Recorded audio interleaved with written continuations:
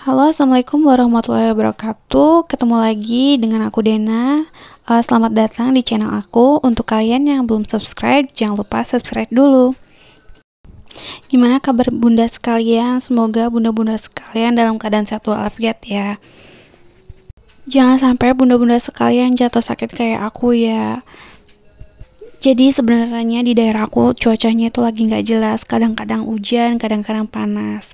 Nah, kebetulan kemarin itu ada arisan. Nah, di tempat arisan itu aku banyak banget minum es, jadi akhirnya aku pilek. Karena udah lama banget nggak minum es, akhirnya minum es nggak berhenti-berhenti. Ditambah lagi cuaca nggak jelas dan juga corona yang nggak kelar-kelar. Oke, sebelum aku lupa, kita balik lagi ke video tentang budgeting ya. Cepet aja udah mulai bulan Februari lagi. Dan untuk bulan Februari ini alhamdulillah uang belanja bulanan aku naik jadi 1.650.000. Besar kecilnya penghasilan atau uang belanja yang dikasih suami kita syukuri aja. Yang penting kita tetap semangat untuk investasinya ya bun. Tiap rumah tangga pasti punya masalah keuangan sendiri-sendiri ya. Untuk kasus aku ini, aku pure cuman nerima uang belanja bulanan. Untuk uang listrik, untuk yang lainnya, itu di luar dari kendali aku. Jadi yang pegang itu suami aku. Karena emang udah keputusan aku dan kesepakatan kita waktu nikah dulu. Jadi dari 1.650.000 ini aku bagi ke pos masing-masing. Untuk gas aku sisihin uang sebesar 25.000. Untuk galon masih seperti biasa 135.000. Untuk beras aku sisihin 80.000 aja. Karena aku berdua dan aku belum punya anak, jadi aku budgetinnya nggak banyak-banyak. Nah, untuk belanja aku budgetin 1 juta. Untuk belanja per minggunya aku budgetin sebesar 200.000. Kalau untuk jajan itu maksudnya jajan di hari Sabtu atau Minggu. Nah, itu masing-masing minggunya aku budgetin 50.000. Nah, masih ada sisa 100.000. Untuk 100.000-nya ini biasanya aku pakai untuk dadakan. Oh ya lupa, untuk skincare aku budgetin 60.000 aja. Karena emang lagi nggak banyak-banyak sih yang mau dibeli. Nah, untuk investasi di sini aku budgetin 200.000 aja. Nggak banyak kayak bulan yang kemarin. Tapi yang penting konsisten gimana caranya kita investasi atau menabung. Jadi kita harus usahain sebisa mungkin. Mau banyak, mau kecil, yang penting setiap bulan ada yang ditabung. Karena kita nggak tahu ke depannya itu ada masalah apa di keuangan kita. Jadi sebisa mungkin kita harus menabung sedini mungkin. Aku sendiri juga masih banyak belajar. Udah coba cara ini, cara itu, tapi tetap masih boros juga. Tapi ya nggak apa-apa, namanya juga belajar. Jadi wajar kalau kadang-kadang kita masih ada minusnya juga. Aku sama suami punya prinsip yang sama. Mending kita nggak punya uang daripada punya utang. Karena kalau misalnya kita punya utang, kita nggak tahu kalau misalnya kita dipanggil lebih cepet. Terus yang bayar utang kita siapa? Namanya juga prinsip, tapi untuk utang tetap ada. Kayak aku sekarang masih punya utang KPR di bank. Sebenarnya kalau misalnya kita paksain beli cash ya, itu jauh lebih murah. Nah, kalau misalnya kita cicil lewat KPR, itu harga rumah bisa 2 kali lipat. Untuk bulan ini, alhamdulillah, aku lagi dapat banyak receh. Biasanya susah banget dapat receh untuk di awal bulan. Jarang-jarang aku dapat receh sampai ada yang 2.000-an. Biasanya paling mentok sampai 5.000. Nah, untuk stok emas yang ditabung, aku masih belum belanja lagi. Biasanya emas yang ditabung aku barengin sama uang arisan. Kebetulan untuk uang arisan masih belum kekumpul banyak.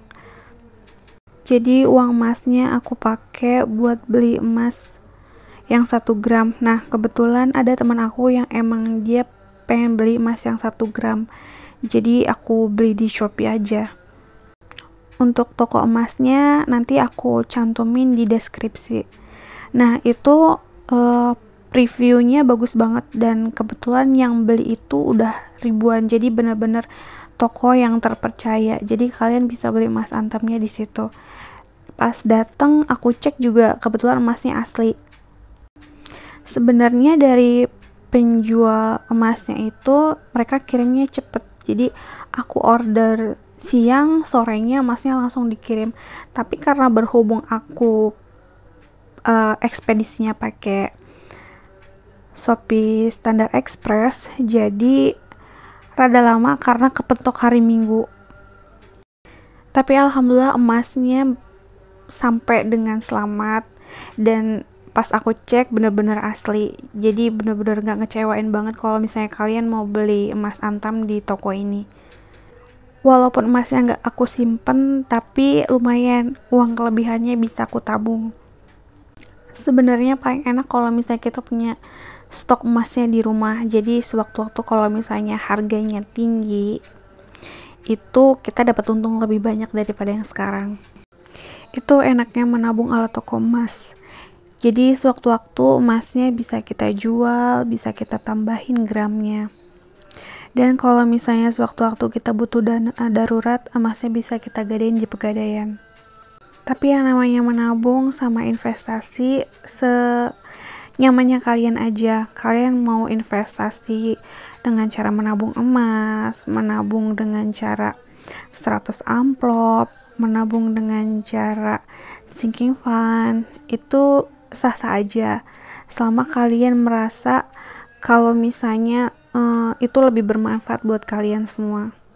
Jadi menurut aku, meskipun cara kita menabung beda-beda, tapi yang penting tujuan akhirnya kita menabung itu untuk apa. Nah, di video kali ini aku pengen coba challenge menabung 30 amplop. Kalau berapa bulan yang lalu aku coba menabung dari uang 5.000, sekarang aku pengen coba tantangan menabung 30 amplop. Nah, 30 amplop ini aku isi bukan dari uang belanja bulanan. Aku coba isi dari hasil jualan aku, entah itu dari jualan pulsa atau dari jualan emas.